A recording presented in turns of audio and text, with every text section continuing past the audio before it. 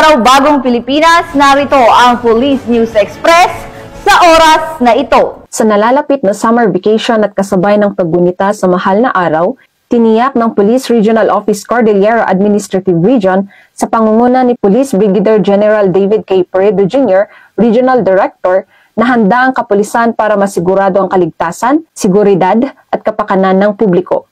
Bilang bahagi ng Uplan Ligtas Simbak 2025, halos 2,000 pulis ang na-deploy sa buong rehiyon upang tiyakin ang kaligtasan ng publiko sa mga terminal ng sasakyan, simbahan, tourist destinations, kalsada at iba pang lugar na inaasahang dadagsahin ng mga tao.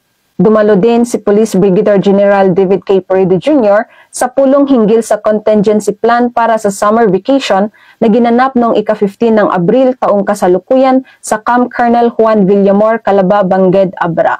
Ang pagpupulong ay naglalayong bumuo ng mga estratehiya at pagpapatupad ng mga proaktibong hakbang upang maiwasan ang kriminalidad at matiyak ang kaligtasan at seguridad ng mga residente at bisita.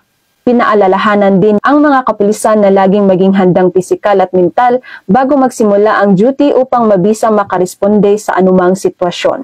Sa tulong ng iba't ibang ahensya ng pamahalaan, katuwang ang pambansang pulisya, ay mas pinapaigting ang pagpapatupad ng batas at pananatili ng kaayusan at kapayapaan para sa inaasam na payapa at maunlad na bagong Pilipinas.